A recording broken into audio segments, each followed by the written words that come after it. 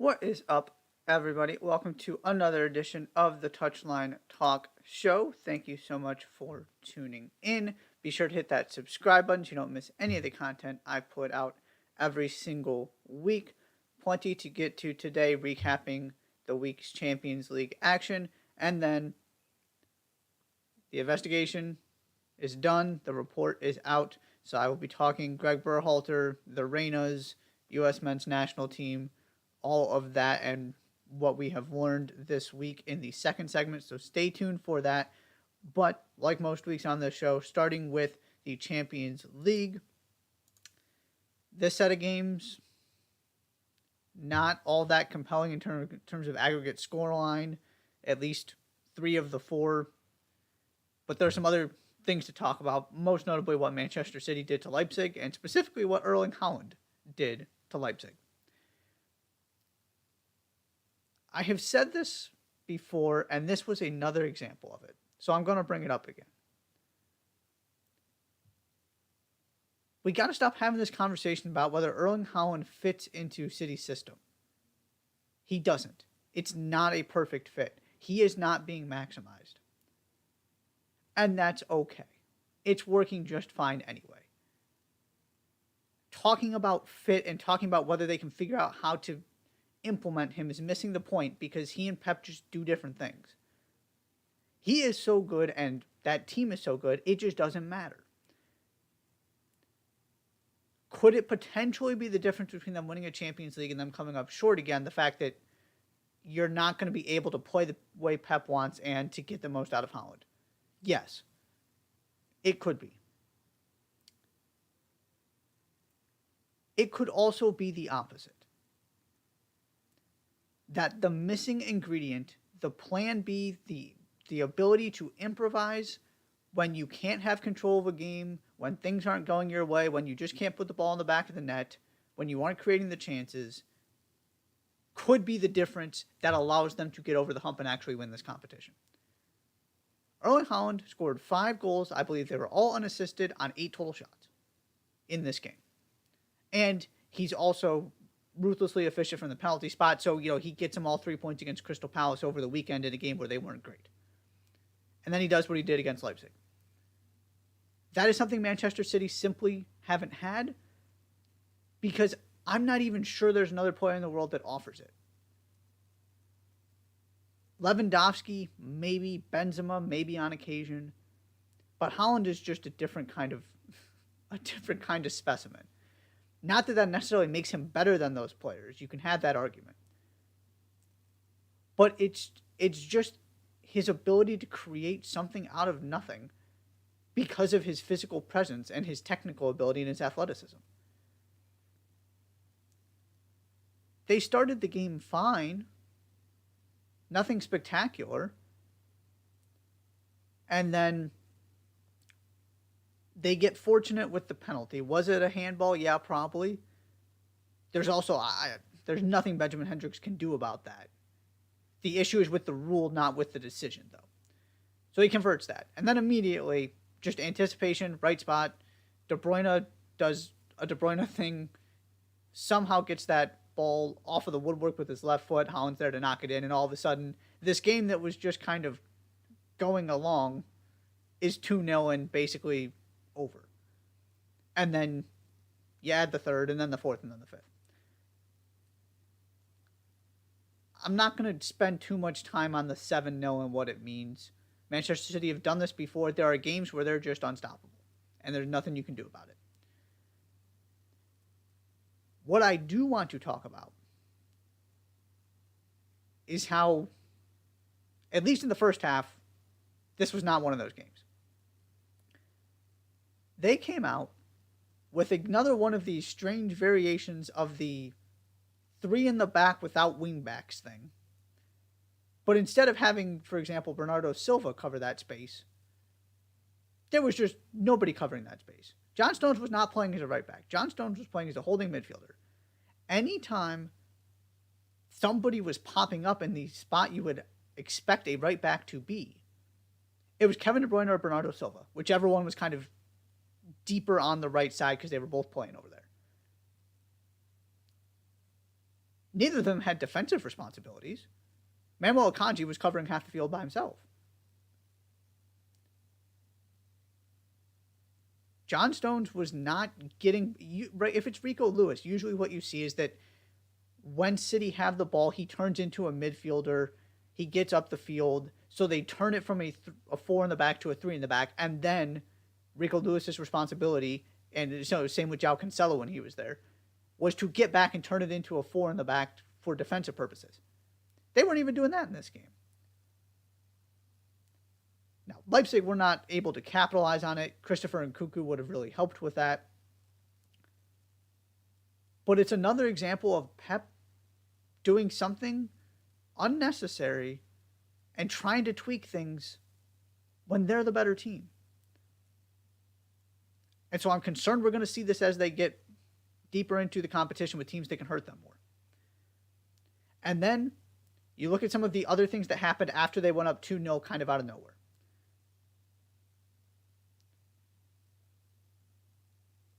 Ederson comes flying out of the net, somehow not only gets away with it, I think it was Conrad Lime or maybe it was Werner, one of the two, that he destroyed. He actually got the foul called and drew a yellow card for dissent.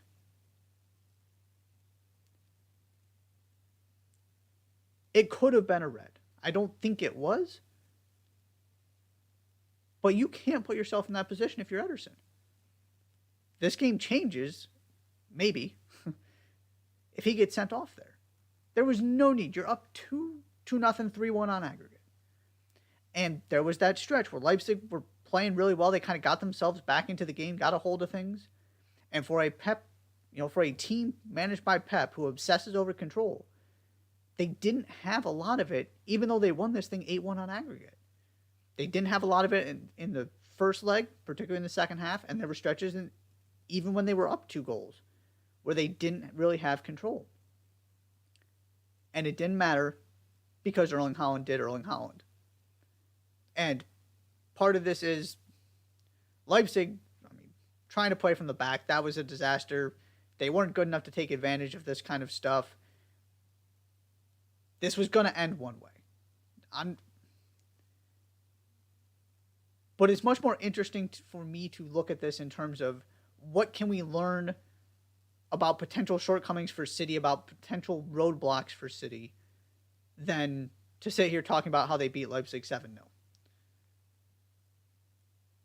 So that's where I kind of had my focus, because frankly, I wasn't all that impressed in the first half. I know they scored 3 goals. And that's also kind of the point I'm trying to get at here. Is that you have to be able to do things like this to win a Champions League, because you're not going to be able to control a game for 90 minutes. If you're facing a Real Madrid, if you're facing a... Real Madrid's just the best example because they're so good at just having everything kind of change on a dime. Maybe a Napoli with how good they are on the ball. Things are going to happen when you start playing the best teams in the world here in the quarterfinals. You have to be able to overcome those moments. And you have to be able to excel despite not being able to do what you want with plan A. And Erling Haaland is by himself a plan B. There's going to be criticism because sometimes it's not going to look great. Because again, they are not maximizing him by any stretch of the imagination. And he is still going to be worth way more than they actually paid for him because they got a steal. Because he's going to have games like this. And on any given day, he can just win it for you. The combination of him and everything else they offer is why I am much more optimistic about this team winning this competition this season. I think I've talked about this a little bit before. I'm a big believer in this idea that for me to believe something different is going to happen, there has to be something different to point to. Erling Haaland is something different to point to. You saw it in this game. You saw it, the way he won the point against Crystal Palace with that penalty, because he does that effortlessly too. He is just a goal-scoring machine. It's not going to look pretty every game. He's not going to score every game. But the other part of this is, and this is the one thing I have never understood, and I talked about this when they signed him. He is on pace to be the most prolific goal scorer in the history of the Champions League. Every single marker, he's now at, I think it's 33. He got to the 30 mark. Broke another record there. He's done it at 3 different clubs with 3 different sets of talent around him. Salzburg, Dortmund, now City. He is at his best against the best levels of competition, which is why he was going to succeed in the Bundesliga and why he was going to succeed in the Premier League. This isn't complicated. Some of his best performances have come in the highest level of competition available in this sport. And you saw it again with what he did in this game. This just doesn't need to be complicated. He is brilliant. They are brilliant. Sometimes it's going to work together. Sometimes it's going to be one or the other. But what makes this so intriguing for City and why I thought this was such an important signing is that maybe if you get enough of both of those individually, it covers up those gaps that have cost them in seasons past. We'll have to wait to see, but that is something to keep an eye on and what I was thinking about as he terrorized Leipzig here. Second game to get to, Real Madrid 1, Liverpool 0. 6-2 Real Madrid on aggregate. This one was decided in the first leg when Real Madrid scored 5 unanswered goals. Got to give Liverpool credit. I mean, they played well, gave themselves at least kind of an opportunity here. Alisson had to make a couple huge saves early. Makes a point-blank save on Vinicius. Pushes Eduardo Camavinga's shot off the bar. And keeps Liverpool in this game. And then Liverpool gets some chances. But one of the more interesting parts of this, to the extent that a 1-0 game when the team that didn't score needed to score 3 times to force extra time, was just how aggressive Real Madrid were coming out of the gates. There was no sitting back, no kind of conservative approach. They were going to finish this thing off, and Liverpool were going to try and get themselves back into this tie. And so it made for a really, really good game, even if it had ended 1-0, and even though it wasn't competitive at all in aggregate score. Both of these teams, this looked like some lesser version of the Champions League final kind of thing, with the level of play. Obviously, it's just a different context. You can't simulate a one-off when you know you have a 3-goal cushion. I'm not saying it felt like a Champions League final, but Liverpool came out with the right mentality to make this a really appealing game, even though it ultimately was not interesting in terms of the end result. And Real Madrid had the better chances.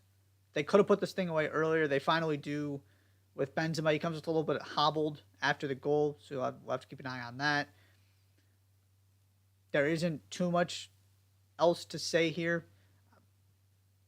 I've talked extensively about Liverpool at this point, both Premier League-wise and after the first leg. They are who they are. They can rise to the occasion. They can play with anybody in the world. They can beat anybody badly. They can also lose to anybody, as you saw over the weekend. And it's not going to be one or the other. It's going to be a combination of both. They're going to have that inconsistency just like Spurs. They're not rolling off 10 straight wins here. I also don't think this is the end of the world. You get back at it. You feel good about the effort you put in. Klopp has to be pleased, even though they didn't score.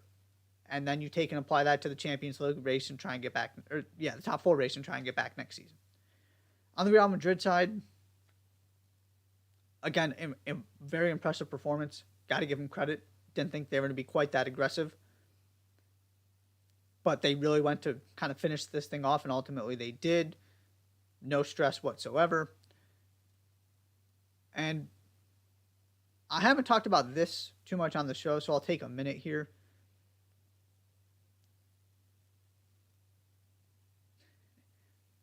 Champions League, two different things. This Real Madrid team was impressive by and large over these two legs. Could very well go on and win this whole thing again. Would I pick them? No, but they could absolutely do it. And we're heading into a Clasico this weekend where Barcelona, if I remember off the top of my head correctly, I'll get to it in the weekend look ahead, can build a double-digit lead in La Liga.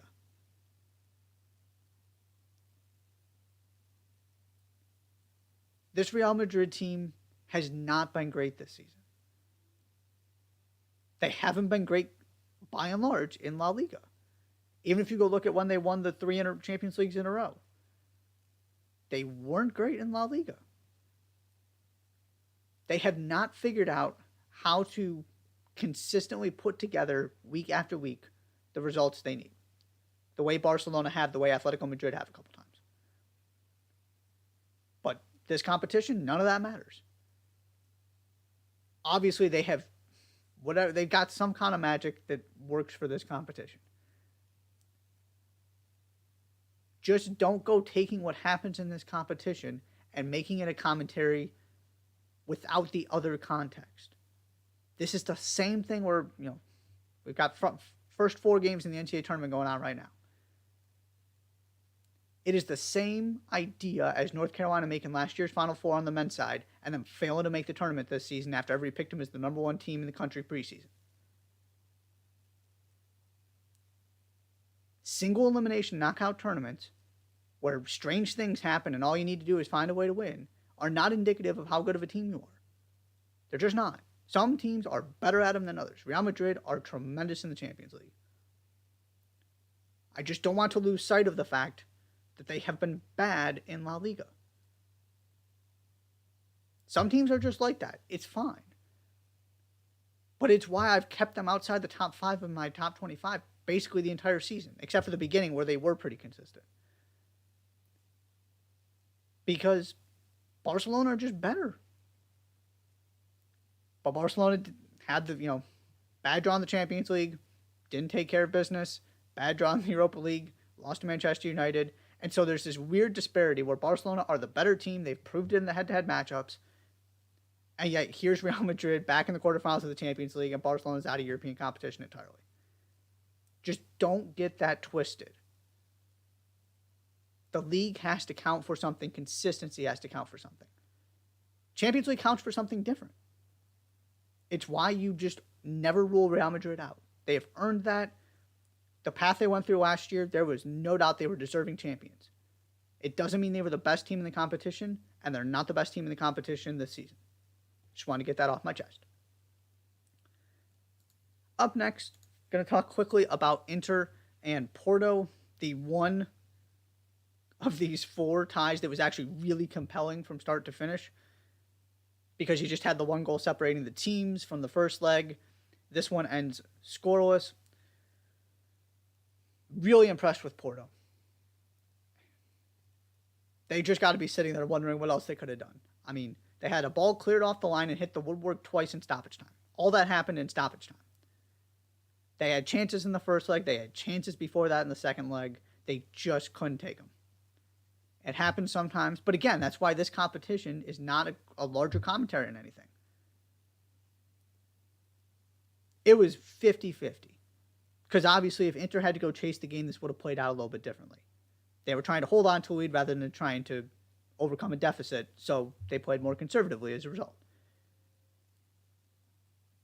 These two teams are very much on the same level. At least through these 2 games. And, Inter haven't been all that consistent in Serie A. They're still up there in second, though. But I just want to take a minute to give a shout out to Porto. Because this is these Portuguese teams are really showing up. And they are legitimately good. They're not just happy to be there. They are more than capable of going toe-to-toe with these teams that are just kind of there from the 5 major leagues. Okay, now Manchester City, Real Madrid, Bayern, different discussion.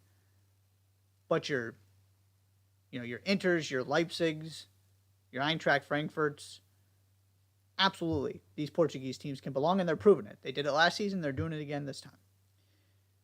Inter ultimately, though, go through. They got the goal. They found a way. They found a way to survive that crazy ending, and so congratulations to them. I'm gonna talk about this more at the end, so I'm not gonna get into it here. But really compelling. Like I said, you didn't have a lot of that in these 4 games, but this one absolutely delivered, and it's Inter who ultimately go through. And then finally, Napoli do what is expected and destroy Frankfurt again. 3-0, 5-0 on aggregate. Napoli have played 8 games in the Champions League. They've scored at least 3 goals in 6 of them. Another one was the first leg where they scored 2. They're absolutely brilliant. Osimhen scores twice. Looks like he hurts his wrist on the second one, but he stays in the game. That was really good news. Looks like he's going to be okay. First quarterfinal appearance ever for Napoli. Absolutely remarkable. I've been going on and on about this team. There isn't anything more to say. Other than, once again, just doing what they're supposed to every single week. And this is why I have them number 1 in my top 25 and why I believe they're the best team in the world. Again, doesn't mean they're going to win the Champions League. But Arsenal are heading into a second leg of a Europa League tie against Sporting Lisbon, tied. Napoli are headed to the quarterfinals of the Champions League after winning 5-0 on aggregate. Yes, it's Eintracht Frankfurt. The level of competition hasn't been spectacular. I get it and acknowledge it. But we're about to find out exactly how good this team is because they're going to get their crack, hopefully. Or if they don't get it in the quarterfinals, I fully expect them to go through and eventually they're going to get their shot at one of the big boys. And I will be rooting really hard for them because this is a terrific story and I feel very good about their chances. They are absolutely brilliant. I am so happy they're going to continue this run. And I've said this before, but just across the board, they're not hurting themselves at all in Serie A with this deep run. They are deep, so they had a stretch without Osimhen. Just didn't matter. And I have some more thoughts that I'm going to save when their time in this competition comes to an end about kind of legacy and moving forward. I'm not going to get into that here because we get to talk about Napoli some more since they are through to the quarterfinals. The last thing I do want to get to here, just looking at these quarterfinalists. 3 teams from Italy, 2 from England, 1 from Germany, 1 from Spain, 1 from Portugal. 3 Italian teams. Napoli never been before. Inter, it's been over a decade, if I remember correctly. And AC Milan, it's been a while too. First on the Italy side. Absolutely massive. Is it some larger commentary on how good the league is relative to everybody else? No. Just like when the Pac-12 teams make a run in March or the Big Ten fails to get to a Final Four or fails to win a national championship, it's not some larger commentary on the conference. Because again, 2 separate things. You can't use single elimination tournaments to go make statements and draw conclusions about 30 plus games in a league season.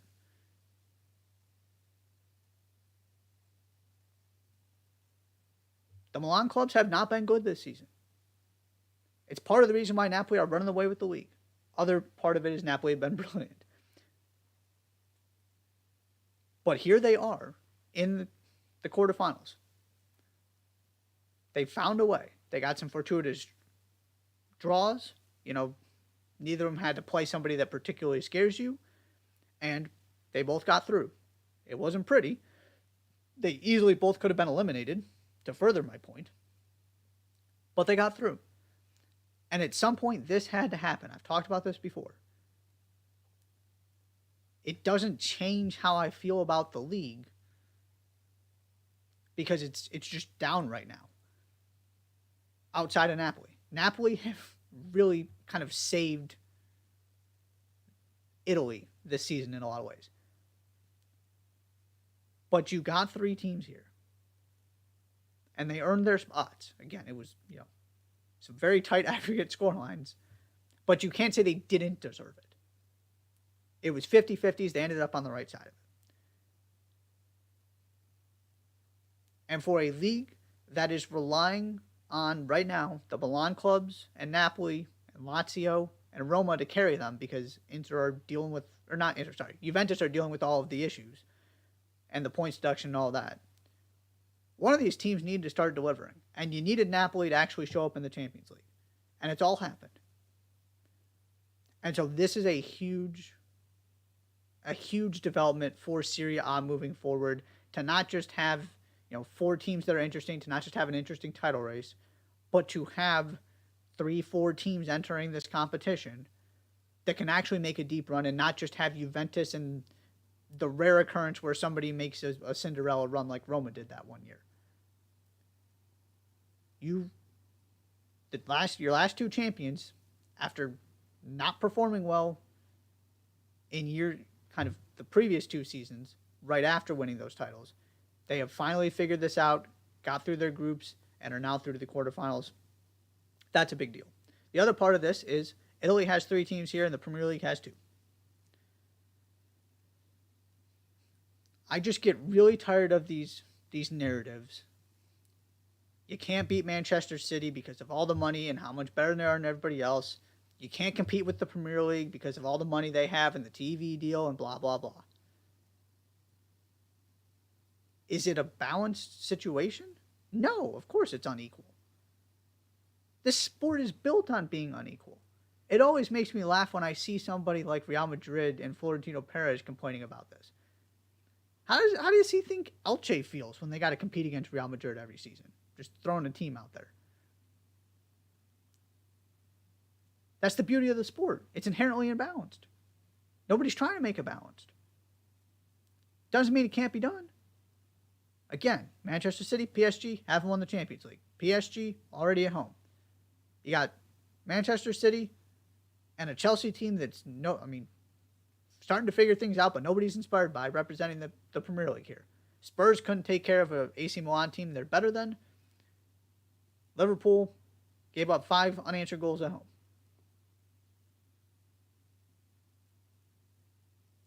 I'm just tired of this conversation. Embrace the challenge. Embrace the difficulty of it. And also remember that this has been happening. The Premier League haven't dominated the Champions League. Sure, you've got some examples, and yes, Chelsea won one. They obviously beat Manchester City. Liverpool have gotten to a lot of finals.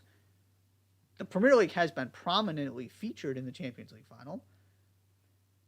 But you also have Real Madrid winning and Bayern beating PSG. And now you got 2 teams left. And if Chelsea wins, it's another one. It's an underdog story. The way they've been going, like the last one was. Again, context with all this matters. So either Manchester City is going to win,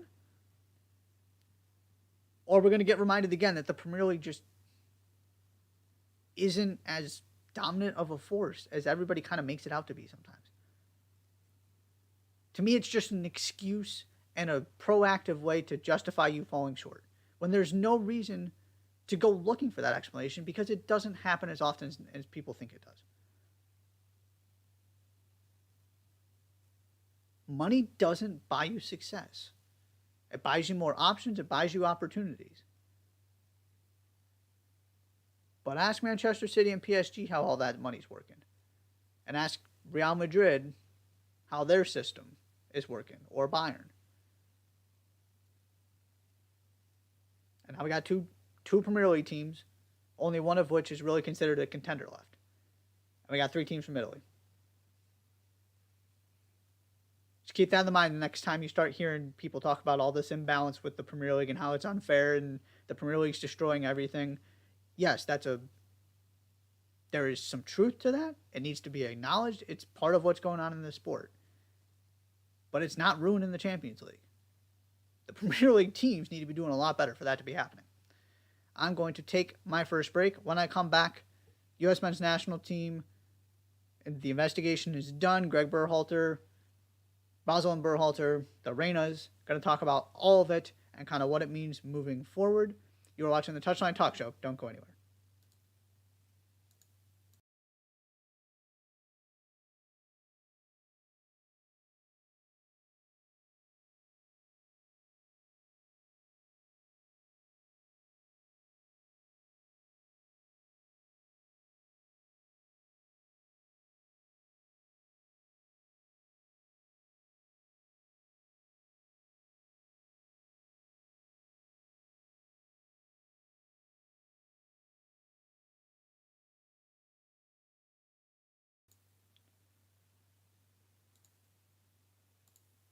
And welcome back to the Touchline Talk Show. Thank you so much for tuning in. Before I jump in, be sure to hit that subscribe button so you don't miss any of the content I put out. Okay. Earlier this week, I'm calling it the Berhalter Reynas report, was released. The investigation was concluded. So it is time to talk about it. The first thing I want to say is it basically, I read not every single word, but most of it. It basically confirmed everything that had been out there before. There weren't a lot of staggering revelations that changed the way that this is being viewed or understood or the way things went down.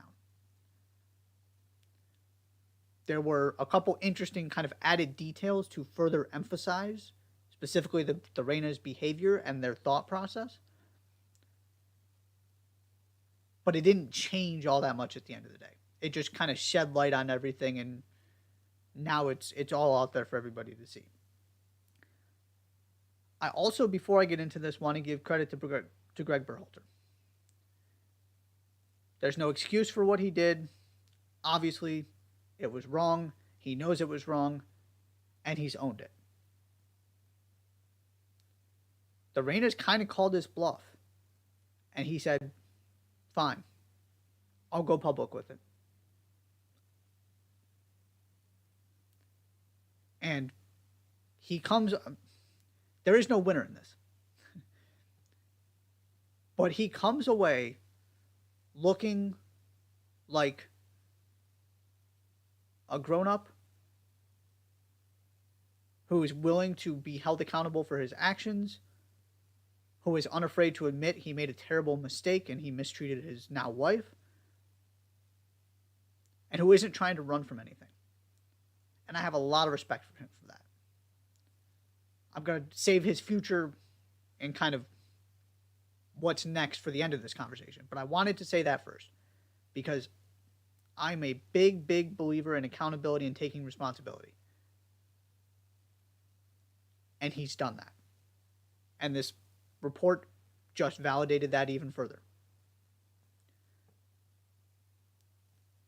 On the Reynas, which is where I want to spend most of this time.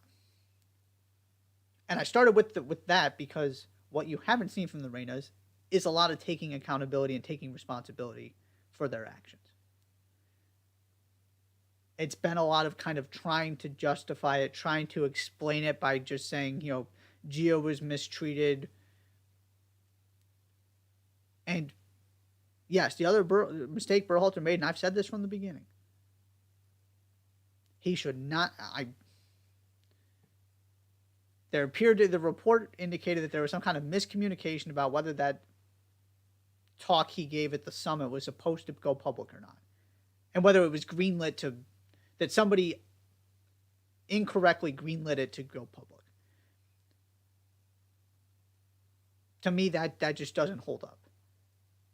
If this was resolved in camp, which is what Berhalter said, which is what everybody else has said, there is no reason to bring it up again and to drag Gio Reyna through that publicly.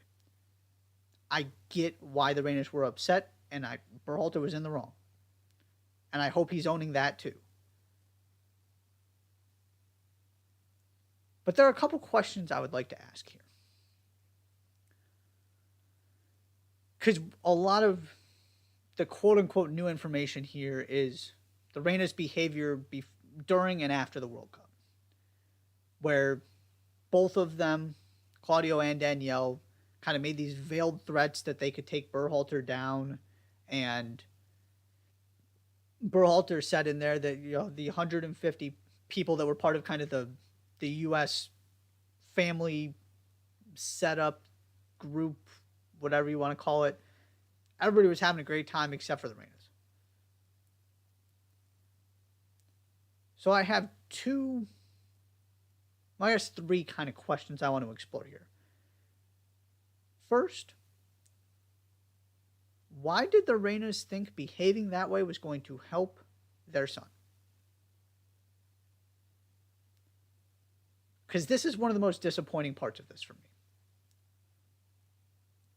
Obviously, At some point in this World Cup, before the games were actually played, whether it was because of Berhalter telling him he was going to have a limited role, that was kind of how Gio explained it in his Instagram post, whatever it would have been, Gio came in with a bad attitude, which is why he almost got sent home. And this report also goes through multiple examples of this. It was not just one training session, one incident. That it was multiple days. Berhalter said, knock it off. And eventually, Gio did. But clearly he was not in a good frame of mind mentally. And was not handling this well. I would hope as a parent, your first thought is not to reinforce and, what's the word I'm looking for? Encourage, validate that behavior by complaining a bunch too, and demonstrating that the way to deal with adversity is to complain, throw people under the bus, make threats, and to blame everybody else, to look at the external instead of the internal. Because that is not helpful for Gio Reyna's development as a person, and is not helpful for his development as a professional soccer player. That was one of the most disappointing parts of this to me. Is I would have, and again, I'm not here telling somebody how to be a parent when I haven't been one. And obviously, the other thing that needs to be acknowledged here is the fact that Gio lost his brother, the Reynas. His parents lost their child tragically. Clearly that has had a massive impact on their family for very obvious reasons. So I don't want to just dismiss that. I want to acknowledge that as well. I just would have hoped that from a example-setting parental mentorship standpoint, the message to Gio would have been, this is disappointing. I totally understand why you're upset. Now you get to choose how you will respond. Your coach is telling you that your behavior isn't good enough. Are you going to continue to behave this way? Or are you going to try and make the most of this World Cup experience? And maybe that was the message that was being sent to Gio and just not sent everywhere else. Could be the case. But there was an awful lot of complaining going on by Danielle and Claudio as well. And so, if that's the environment that Gio is kind of operating in, that really concerns me.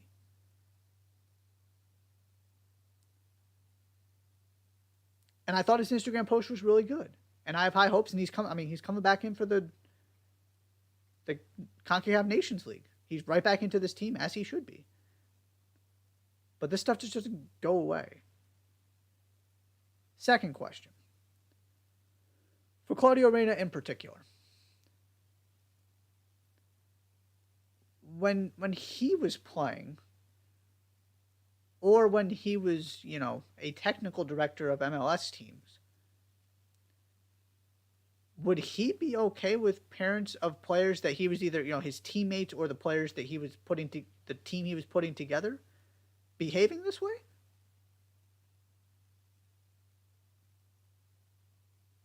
He knows exactly how this works. He lived it. He was a professional player and then got into the front office side of this. He's seen it from just about every angle. It's just a very simple treat others the way you want to be treated idea here.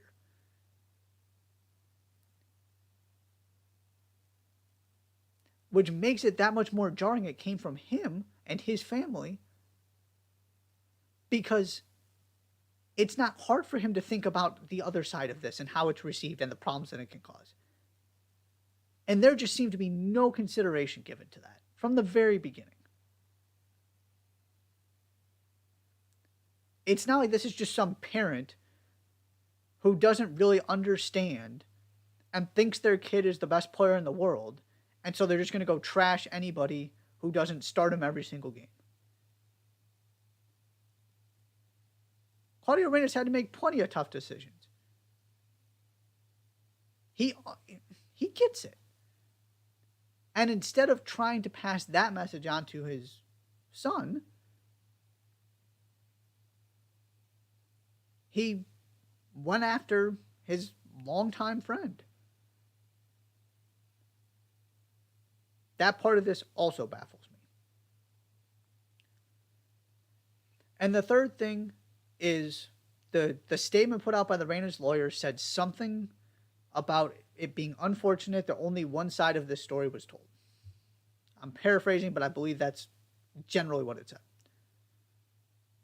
I want to know what the other side of this story is.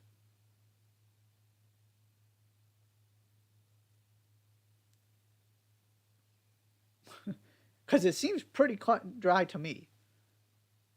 Not cut and dry in the sense of, one person was in the right and one person was in the wrong, but cut and dry in terms of what happened.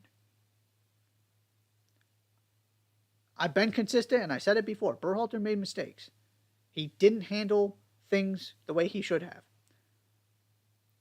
But this also started because of frustration about Gio Reyna's playing time. And that is Greg Berhalter's decision. And that should be respected by Claudio Reyna, because I would have to assume if Claudio Reyna was, a technical director, if Claudio Reyna was playing, he would want his coach or, his manager, whoever, the coach he hired, to be able to have the authority to do what they want with the roster.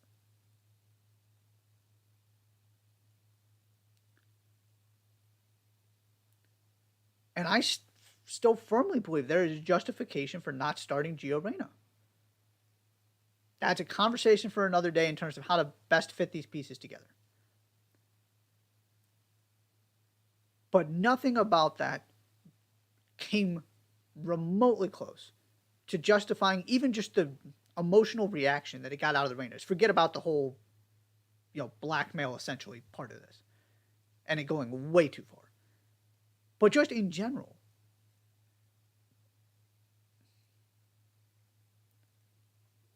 So if there's another side to this and something that this investigation missed, I would love to hear what it is.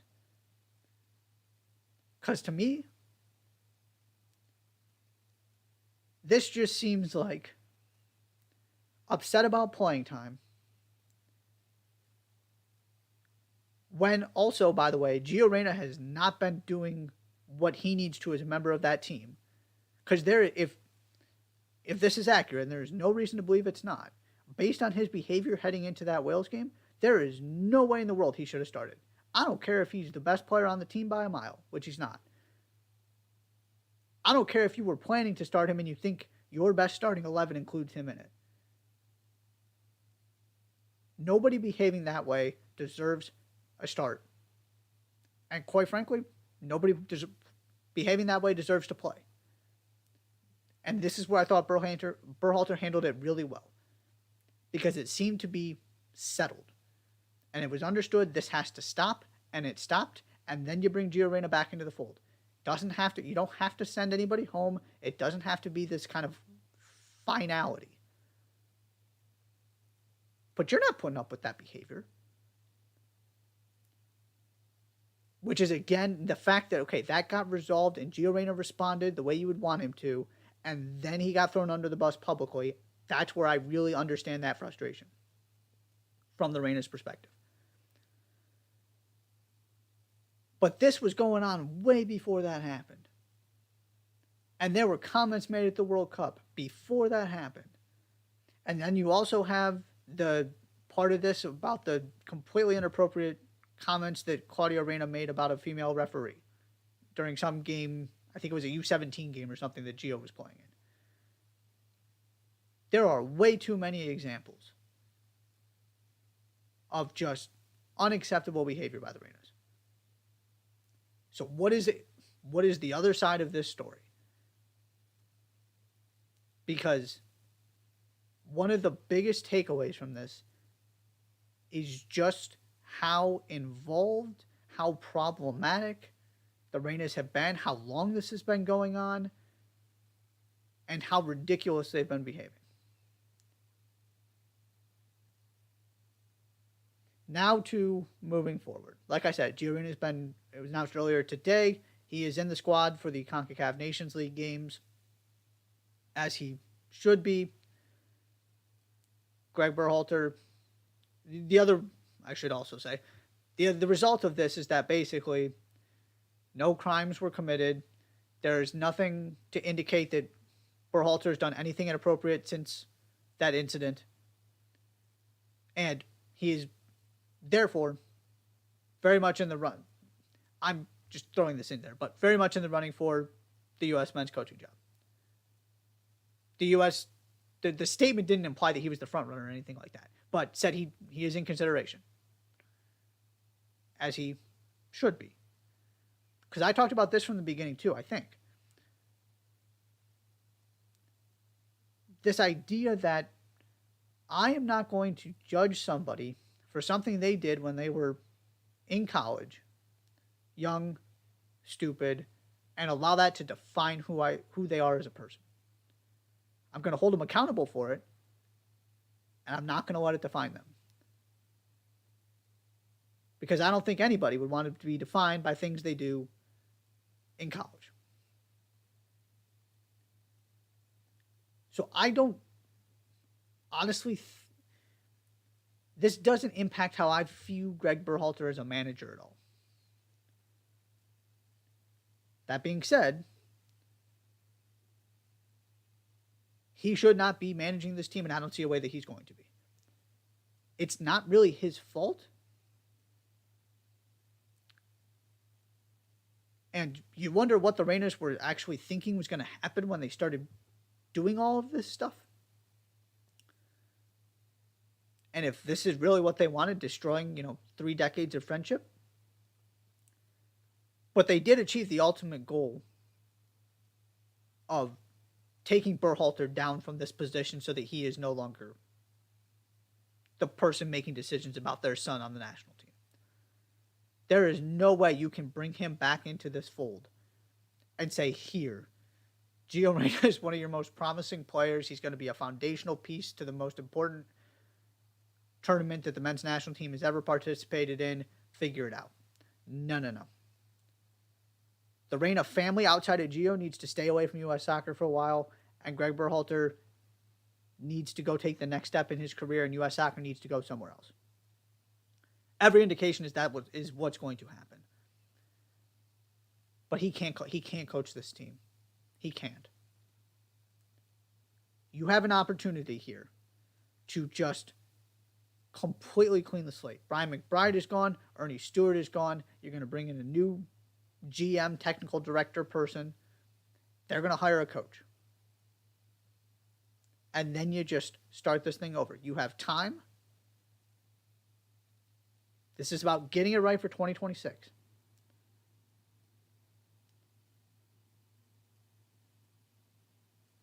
No matter how you feel about Berhalter, because he took a lot of unfair criticism,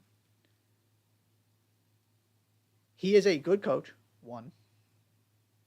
And 2, unless Jim Curtin was lying, you have an option available to you that is comparable, if not better. And therefore, Greg Berhalter should not be seriously considered for this job at this point. Because there is no justification for hiring Greg Berhalter over Jim Curtin. I'm not going to get into a manager discussion right now. But I sincerely wish Greg Berhalter success moving forward. I have a lot of respect for him. And he did a good job. He can't control some of the irrational behavior of the U.S. fan base. but he got this team looking really good. And it's always interesting to me that after that England game, after this World Cup, you go ask your random English soccer fan who doesn't watch MLS, who didn't know who Greg Berhalter was, how they think of him as a manager. Way higher opinion than your U.S. men's national team fan.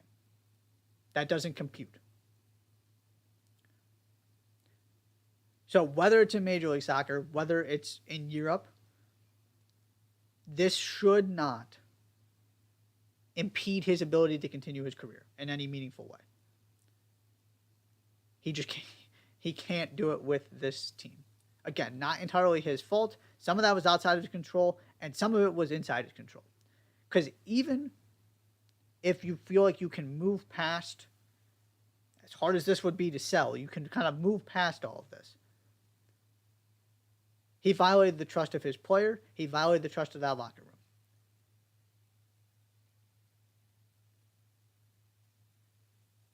End of story. That is why he cannot continue. This is not about Greg Berhalter, the person. This isn't about what happened with his wife. This is about the decision he made, how he handled this coming out of the World Cup, and the way that the Reynas put him on blast. Fair or not, you have an opportunity here to just move on to the best extent you can by clearing house and starting over. And the other thing I will say in this as well is what this team needed the last 4 years is very different than what this team needs for the next 4. You needed to get this thing back on track. You needed to have a plan, a vision, and get everybody on the same page to get back to the World Cup. Ernie Stewart, he's brilliant at it. Round 16, looked good, came somewhat close to reaching the quarterfinals. Got through qualifying pretty comfortably. Greg Berhalter did a fine job. Got some of his best performances out of his team when it mattered most. That's a big deal. It's fair to wonder, even if all of this hadn't happened, whether those were the two people to take the next step. Because now you've got one shot. Home soil, all of these core pieces in their prime pretty much. Now this is about, can you take it from where this team was supposed to be to elevating this team's ceiling? Because this team ended up exactly where it was supposed to be at that World Cup. Somewhere between the 10th and 15th best team in the world. There is a chance they are higher than that by 2026. There is an opportunity to elevate this team to a point where they enter with a different level of expectation. You got to know how to get that out of them, and you got to know how to deal with it. Greg Berhalter's never dealt with something like that. Admittedly, Jim Curtin hasn't either. Which is where this idea of a Jose Mourinho or somebody is somewhat intriguing. I'm not going to have a whole manager conversation now, but that's the other part of this too, is outside of everything that went on. It was already a fair question. And then Berhalter did what he did. That made the answer easy for me, and everything that's happened since made it even easier. So, to a certain extent, this is now over and in the past. Obviously, it's never going to be entirely over because this ruined friendships, because Gio Reyna is going to be around for another decade, and because the Rangers are going to be around the U.S. men's national team for another decade because their son is going to be involved. And it's also the defining legacy of a World Cup, which is really disappointing considering how successful that World Cup was.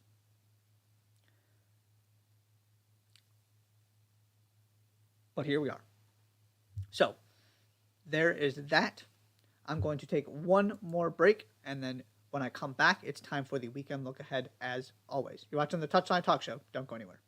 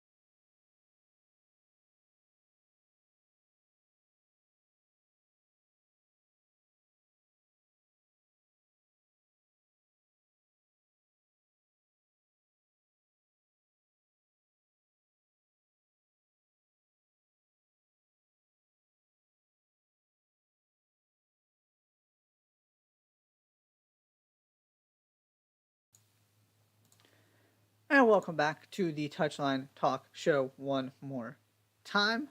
Let's jump right into the weekend look ahead, starting in England. Gonna break this into two segments. We got our FA Cup quarterfinals and then Premier League action. So your FA Cup quarterfinals. Burnley at Manchester City. That's on Saturday. Homecoming for Vincent Kompany. Audition to be Pep Guardiola's successor. And then 3 games on Sunday.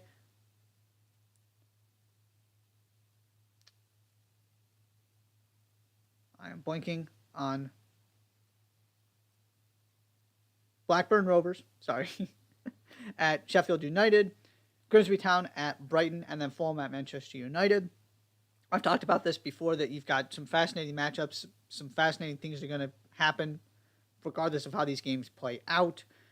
Fulham, Brighton, opportunity to win a trophy. Blackburn Rovers, Sheffield United, Grimsby Town, Burnley, all representing the lower leagues. You got the whole company thing. Really looking forward to those. And then Premier League-wise, Tottenham at Southampton on Saturday. Can Spurs actually sort of build a little bit of a cushion here in this race for top 4? Can Southampton keep climbing slowly but surely in this relegation race? Leicester at Brentford. I highlighted this one. It's also on Saturday for the relegation part for Leicester. The European spots for Brentford. It's another one of those games where both teams are certainly have plenty left to play for. Leeds at Wolves on Saturday, relegation. And then Crystal Palace at Arsenal on Sunday. Arsenal get that second game against Crystal Palace. Remember, they started the season with a win at Crystal Palace. They get them at home this time. Just trying to continue to maximize your points, make life more difficult for Manchester City trying to catch you. Spain. Valencia at Atletico Madrid on Saturday. Valencia right there trying to avoid relegation. Atletico Madrid have been phenomenal lately. Really, really got things going. It took a long time, but they are surging. Real Madrid at Barcelona, of course, El Clasico. You've got one more coming for the second leg of the Copa del Rey. It's a 9-point gap right now. So Barcelona could get this thing up to 12. And they're at home. They've already beaten Real Madrid twice. I expect them to do it a third time. And it was interesting that Real Madrid didn't seem to pull very many players early, even though the Liverpool game was kind of done. We'll see if that has an impact on this one as well. In Italy, AC Milan at Udinese on Saturday, Napoli at Torino on Sunday, Roma at Lazio on Sunday. Really good, massive implication derby there. And then Juventus at Inter also on Sunday. So some really good matchups in Serie A with big-time implications toward the top of the table. Germany, Köln at Dortmund on Saturday. How do Dortmund respond from those dropped points against Schalke? Leipzig at Bochum on Saturday. Can Leipzig keep themselves in this title race? Eintracht Frankfurt at Union Berlin on Sunday. And then Bayern Munich at Bayer Leverkusen on Sunday. This is one of the trickier games left for Bayern on the road. Can they get past it? Or are we going to see an opportunity here for Dortmund to kind of reset things heading into that massive showdown after the international break? In France, 2 games I want to highlight. Rennes at PSG, Marseille at Reims. Reims, phenomenal story with what's going on there. Not going to get into it right now, but go check out their coach and what's happening. Very, very interesting thing. So they get Marseille. And then Major League Soccer. Just a couple games I want to highlight. Starting the weekend, LAFC at Seattle. Seattle getting some really good early tests. Went to Cincinnati last week. Now LAFC come to Seattle. LAFC, first road test. Great at home so far. Let's see how legit this thing is. Portland at Atlanta. All these games are on Saturday, by the way. It's beautiful. Portland at Atlanta. Really curious about kind of how Portland gets this thing going. And can Atlanta keep this, solid start to the season? Some promise and some excitement there. Just 2 teams that could really use some momentum early in the season. Inter Miami at Toronto. I'm very curious about this Inter Miami thing. They're good. How good are they? You just lost Gregory for an extended period of time. That's a big deal. Toronto, Some point they got to figure this thing out. It's a home game against a team that doesn't travel particularly well. Really curious about that one. San Jose at St. Louis. I'm just going to keep picking St. Louis's games to highlight every single week until they actually do something other than win, because this has been phenomenal. And they're back at home. Game number 2 at home. And then the last one, Austin at Houston. Not only is it a Texas derby, not only could the Houston Dynamo really use 3 points here, Austin could too, after what happened midweek, bowing out of the Champions League to a team from Haiti that hadn't played a competitive game in, hundreds of days. I don't remember what the number was. They won the second leg at home 2-0. It still wasn't enough because they lost the first leg 3-0. I'm not going to get into the whole CONCACAF Champions League spiel here. But at the end of the day, it's embarrassing. How do you respond from that? Again, this is a team that a lot of people were higher on than I was. And it just hasn't gone well in any area so far. Obviously, it's very early, but they've dug themselves a hole in terms of living up to expectations this season. Can they get themselves out of it, get a win against a rival on the road? That is all for the weekend look ahead. That is all for the Touchline Talk Show this week. Thank you so much for tuning in. Be sure to hit that subscribe button. I'll see you next time.